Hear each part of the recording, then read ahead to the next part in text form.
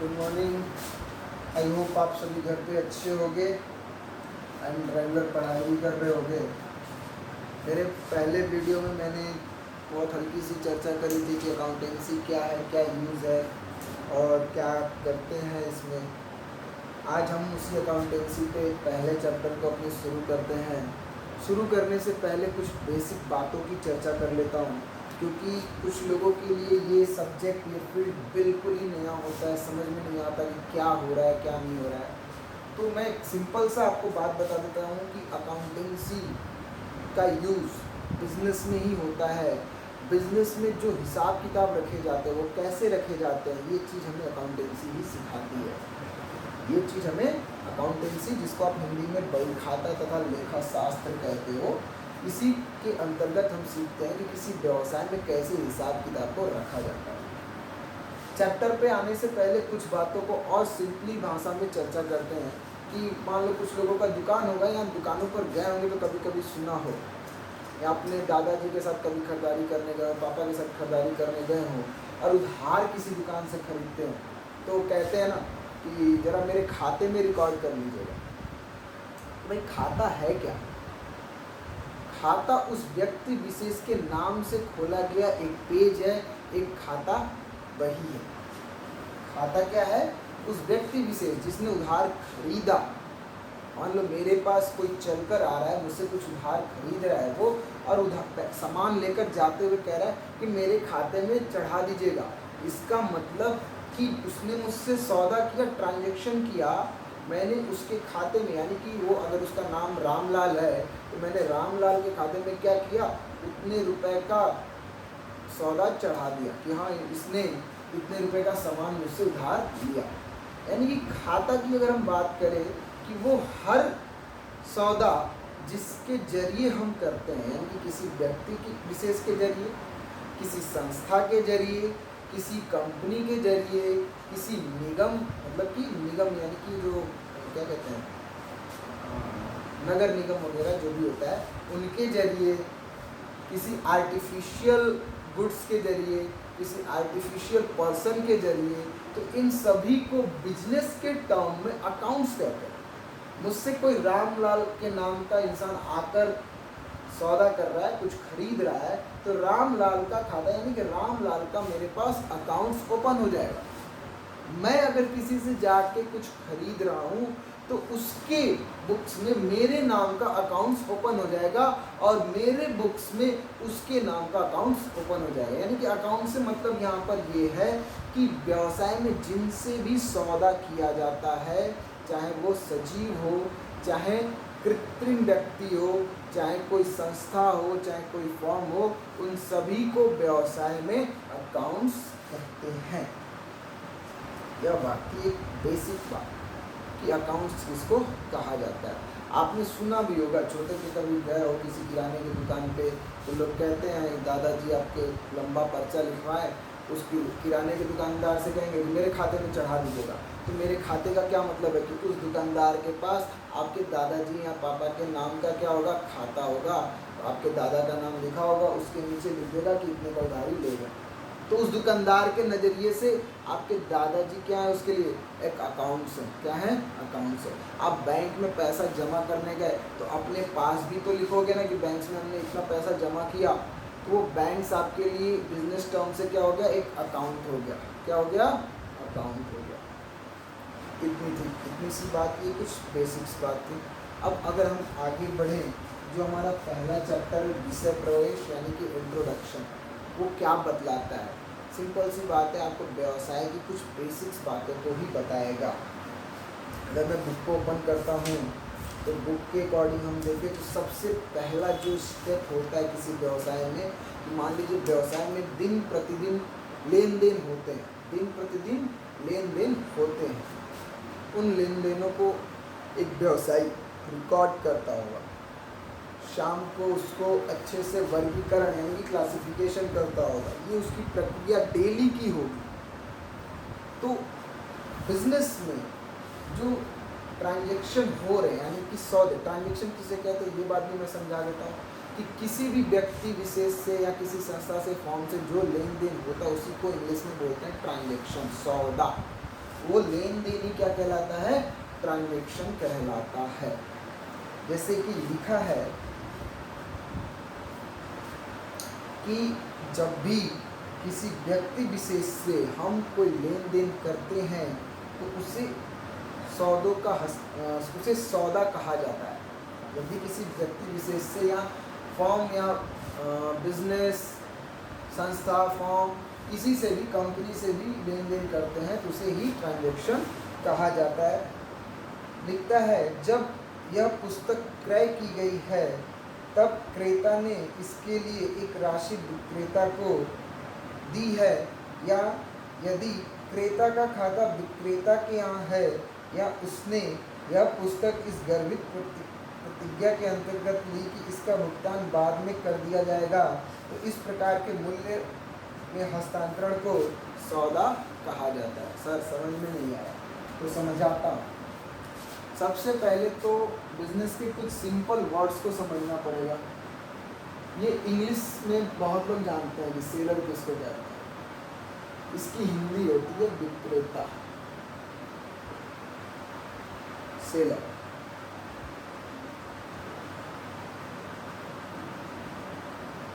Purchaser मतलब कि क्रेता यानी कि खरीदने वाला।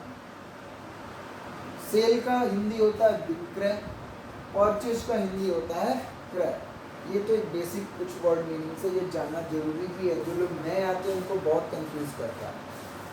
ट्रांजैक्शन क्या है कि दो लोगों के बीच में जो कुछ हस्तांतरण हुआ सामान का और उसके मौद्रिक रूप को रिकॉर्ड करना ही क्या है, ट्रांजैक्शन है। किसी ने कोई माल बेचा, उसके बदले हो सकता है पैसा मिल सकता है, नहीं भी मिलता है। उधार अगर हमने बेचा तो उस प्रक्रिया को जब हम अपने किताब में यानी कि बुक्स में रिकॉर्ड किया तो उसी प्रक्रिया को बोलते हैं ट्रांजैक्शन यानी कि सौदा। लिखता है पुस्तपालन एक प्रक्रिया होती है व्यवसाय में, जो कि व्यवसाय में सबसे पहली चरण या पहली प्रक्रिया मानी जाती है।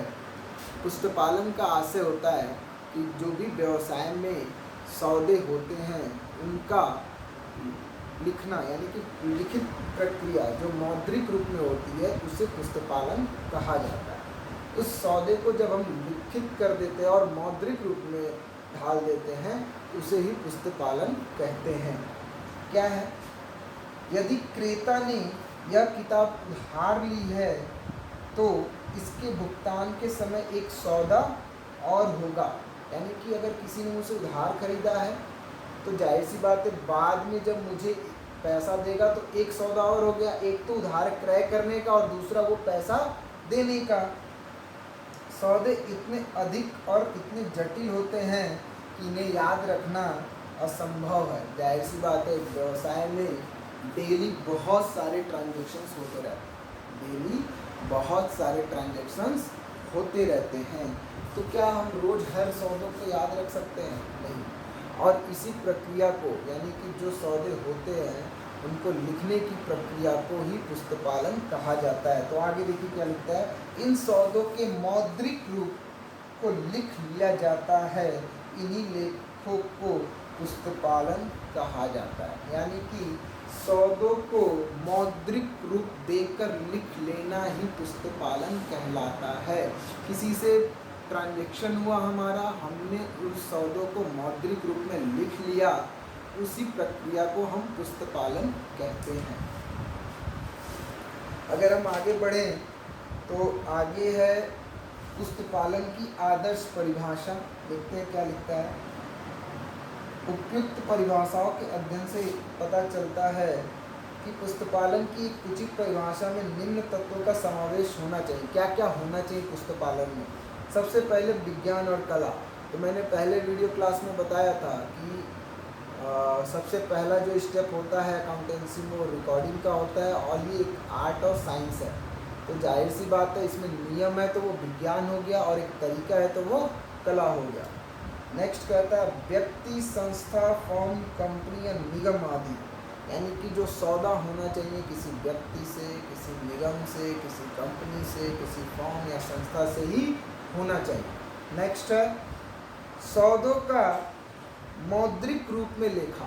ये तो पुस्तपालन की परिभाषा में भी आता है कि अगर हम किसी ट्रांजैक्शन को मौद्रिक रूप में लिख देते हैं तो वही पुस्तपालन की प्रक्रिया है। अब व्यवसाय में बिना मुद्रा के तो कोई बात ही नहीं करेंगे, बिना कैश के यानी बिना रुपए का तो बात करेंगे क्या? नहीं। आगे आते हैं तो है कुछ निश्चित पुस्तकों में, यह बात आगे समझ में आ जाएगी। कुछ निश्चित पुस्तकों से क्या आशय है, यानी कि व्यवसाय में कुछ निश्चित पुस्तक होता है, सेल के लिए अलग, परचेज के लिए अलग, अन्य ट्रांजेक्शन्स के लिए जर्नल होता है। तो वही बात कह रहे हैं कि कुछ निश्चित पुस्तकों में। फिर है निश्चित प्रणाली के अनुसार, जाहिर सी बात एक सिस्टम तो होगा। कौन सा सिस्टम हम अपनाएंगे, इस सिस्टम की बात मैं पहले वीडियो क्लास में किया हूँ, डबल एंट्री सिस्टम, दोहरा लेखा प्रणाली। वही बात कहता है कि पुस्तपालन किसी एक निश्चित प्रणाली के अनुसार ही किया जा सकता है। नेक्स्ट है नियमानुसार एवं नियमित रूप से। एक व्यवसाय में ऐसा तो नहीं हो सकता ना कि 10 दिन का ट्रांजैक्शन एक साथ ही 11वें दिन रिकॉर्ड करें, इतना ज़्यादा हो जाएगा कि बहुत ही सर में दर्द करने लगेगा। तो भाई कह रहा है नियमित रूप से और नियम के अनुसार, दोहरा लेखा प्रणाली के जो नियम कहते हैं उसके अनुसार, और नियमित यानी डेली बेसिस पे किया जाना चाहिए। डेली बेसिस पे होगा तो वर्क आसान हो जाएगा, और नियम के अनुसार रहेगा तो समझना आसान रहेगा। और आगे लास्ट कहता है कि उद्देश्य, यानी कि कुछ न कुछ उद्देश्य होना चाहिए। इन तत्वों के आधार पर पुस्तपालन की एक आदर्श परिभाषा निम्न प्रकार की जा सकती है। पुस्तपालन वह कला एवं विज्ञान है जिसके अनुसार व्यक्ति, फर्म, कंपनी या निगम एवं व्यक्तियों के अन्य संघ एवं संस्थाओं आदि के द्वारा व्यावसायिक सौदों तथा इससे संबंधित वित्तीय प्रकृति के अन्य सौदों का मौद्रिक रूप से लेखा कुछ निश्चित पुस्तकों में निश्चित प्रणाली के आधार पर नियमानुसार एवं नियमित रूप से एवं विधिवत किया जाता है, ताकि उस उद्देश्य की पूर्ति हो सके जिसके लिए लेखे किए गए हैं।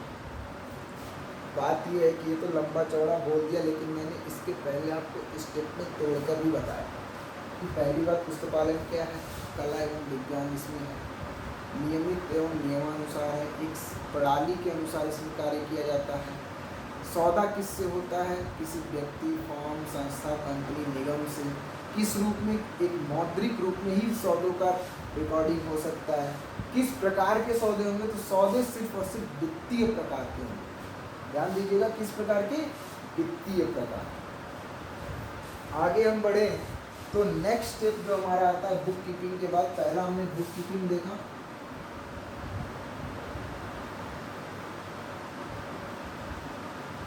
बुक कीपिंग के बाद नेक्स्ट जो हमारा टॉपिक है वो अकाउंटेंसी।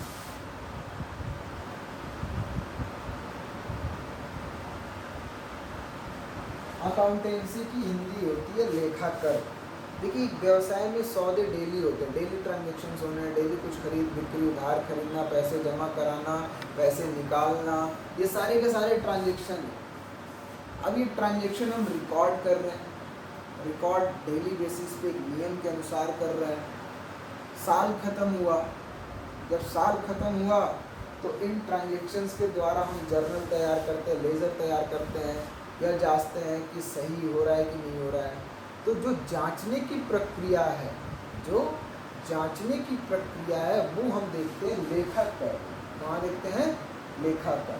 अकाउंटेंसी हमें सिखाती है कि जो आपने ट्रांजेक्शन रिकॉर्ड किया है वह सही है कि नहीं है, उसका रिजल्ट क्या आना है, वो सारी चीज़ें हमें अकाउंटेंसी सिखाती है। यानी कि बुक कीपिंग हम कह सकते हैं कि रिकॉर्डिंग का स्टेप है, और अकाउंटेंसी हमें जांच करके बताता है कि हमने जो रिकॉर्ड किया है वो सही है कि नहीं। अकाउंटेंसी की परिभाषा में वित्तीय प्रकार के सौदों का जांच करना ही क्या है, लेखाकर कहलाता है। वित्तीय प्रकार के सौदे यानी कि जो व्यवसाय में लेन देन हो रहा है उन्हीं को बोलते हैं वित्तीय प्रकार के सौदे। फाइनेंशियल ट्रांजैक्शन इंग्लिश में कहा जाता है, फाइनेंशियल ट्रांजैक्शन। ठीक है, आगे है तो कहता है लेखाकर्म का आशय वित्तीय स्वभाव के सौदों एवं घटनाओं के मौद्रिक रूप का लेखा करने एवं वर्गीकरण करने तथा सूक्ष्म बनाने से है। जाहिर सी बात है, जो ट्रांजैक्शंस हो रहे हैं वह तो बल्क में रिकॉर्ड हो गए, पर क्या बल्क में एनालिसिस भी हो जाएगा, विश्लेषण भी हो जाएगा? नहीं, उनका अलग अलग वर्गीकरण करके सूक्ष्म करना और विश्लेषण करना, ये कार्य लेखाकर्म का है। यह कार्य अकाउंटेंसी यानी कि लेखाकर्म का है। आगे हम आते हैं तो पुस्तपालन और लेखाकर्म में अंतर दिया हुआ है। पुस्तपालन और लेखाकर्म में 2-3 मैं अंतर आपको बता देता हूँ कि पुस्तपालन सबसे पहले तो क्या है, ट्रांजैक्शंस को रिकॉर्ड करने की प्रक्रिया है, जबकि लेखाकर्म सौदों का जांच करता है, ट्रांजैक्शन को जांच करता है। फिर है पोस्टिंग की, अगर हम बात करें पोस्टिंग के आधार पर जर्नल या इसकी सहायक पुस्तकों से खाता बही में पोस्टिंग करना। इन और लेखाकर्म में कहता है इन पोस्टिंग की जांच करना कि वह ठीक है या नहीं। पुस्तपालन का मतलब कि जो ट्रांजैक्शन हुए उनका जर्नल और लेजर में पोस्टिंग करना, और लेखाकर्म में जो नियम और कानून है वो सिखाते हैं कि जो पोस्टिंग हो रही है वो सही है कि नहीं है। आगे अगर हम बढ़ते हैं तो बाकी चीज़ों को इतना ध्यान देने का ज़रूरत नहीं है, आप सेल्फ घर पे कर सकते हो। आगे बढ़े तो सिस्टम की बात करता है, system of bookkeeping and accountancy, पुस्तपालन एवं लेखाकर्म की प्रणालियाँ। तो 3-4 प्रणालियाँ हैं।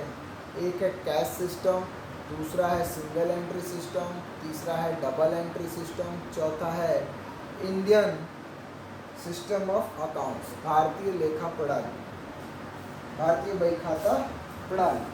तो कैश सिस्टम क्या है? कैश सिस्टम में सारे लेन देन जो होते हैं वो कैश में ही रहते हैं, और ज़्यादातर ये लाभ न कमाने के उद्देश्य से किए जाने वाली संस्थाएं ही इसमें कार्य करती हैं। जैसे कि कोई ऐसी संस्था जैसे कि क्लब हुआ, कोई NGO संस्था जो सेवा भाव से कार्य करती हैं, ये लाभ कमाने का भी उनका उद्देश्य नहीं होता है, और ये सारे के सारे कार्य रोकड़ सिस्टम में यानी कि कैश सिस्टम में ही करते हैं।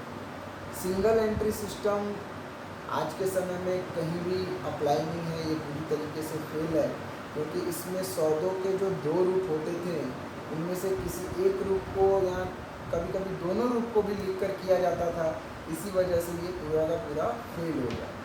डबल एंट्री सिस्टम, जिस पे हमें ये पूरी की पूरी अकाउंटेंसी पढ़नी है, उसी सिस्टम की चर्चा आगे के चैप्टर्स में होगी कि डबल एंट्री सिस्टम क्या है। डबल एंट्री सिस्टम में सिंपल सी बात है कि 2 पक्ष होते हैं, एक होता है डेबिट, दूसरा होता है क्रेडिट। और डबल एंट्री सिस्टम एक नियम कानून के तहत ही कार्य करता है, इसलिए पूरे बिजनेस में world wide double entry system को हर जगह मान्यता प्राप्त है, और बिजनेस में जो भी ट्रांजैक्शंस होते हैं उनकी रिकॉर्डिंग डबल एंट्री सिस्टम के तहत ही किया जाता है। फिर लास्ट में एक है आपका भारतीय बही खाता प्रणाली। यह सिस्टम पूरा का पूरा पुराना है, इसमें लंबे रजिस्टर्स बनाकर लंबी लंबी लाइनें लिखकर एक अलग पद्धति से की जाती थी। इस पर तो हमारा आगे चैप्टर भी है, वो हम आगे देखेंगे। अब बात करते हैं कि जो हमारा पहला चैप्टर है, बस इतने से ही टॉपिक्स थे, तो आप घर पे नोट्स बनाओगे, बुक कीपिंग की मीनिंग, बुक कीपिंग का डेफिनेशंस, बुक कीपिंग की विशेषता, ये 3 चीज़ें, अकाउंटेंसी का मीनिंग और डेफिनेशन लिखोगे। उसके बाद बुक कीपिंग और अकाउंटेंसी में जो अंतर है वो लिखोगे। और अगर आपको फर्स्ट चैप्टर में जो बातें नहीं समझ में आती है वो बेझिझक ग्रुप में आप पूछिए, क्योंकि स्टार्टिंग में क्या होता है ना कि अगर हमारा आपसे फेस टू फेस इंटरेक्शन होता है तो समझ में आता है कि बच्चे को कहाँ क्या बताना है, बट यहाँ पे ऑनलाइन में वीडियो क्लास बना के डाल दी और आप देख लिए बस हो गया, तो इतना नहीं करना है। आपको जो भी बात ना समझ में आ रही हो आप व्हाट्सएप ग्रुप में लिखकर भेज सकते हो। इसके बाद आप बुक कीपिंग और अकाउंटेंसी का अंतर लिखने के बाद जो लास्ट टॉपिक है पेज नंबर 7 पे, system of bookkeeping and accountancy, वो 4 प्रणालियाँ जो मैंने अभी बताई शॉर्ट में, वो चारों आप लिखोगे। इतना आपके फर्स्ट चैप्टर के अंदर आपके रजिस्टर में इतने चीज़ों का नोट्स बनना चाहिए। बाकी आप सभी चैनल को सब्सक्राइब कर लीजिए मेरी कोशिश यही रहेगी कि मैं आपको डेली वीडियो दूँ, क्योंकि वीडियो को अपलोड करने में काफ़ी टाइम लगता है। तो हो सकता है एक दिन का गैप भी हो सकता है, बट मेरी कोशिश हमेशा रहेगी कि मैं डेली दूँ। चैनल को सब्सक्राइब करके आप अपने आसपास के दोस्तों में जो परिचित हैं, जो पढ़ते हैं, अकाउंट पढ़ना चाहते हैं या 11th में एडमिशन लिए हों, उन्हें भी फॉरवर्ड कीजिए, उन्हें बताइए कि वो इस चैनल के माध्यम से पढ़ सकते हैं। आज के लिए इतना काफ़ी है। फर्स्ट चैप्टर का आप नोट सभी बनाओगे, मैं फ़ोटो लेकर ज़रूर भेज दूँगा। कुछ हो सकता है कुछ बच्चों के पास बुक्स ना हो, इसलिए मैं फ़ोटो भी लेकर भेज दूँगा आपको। Thank you.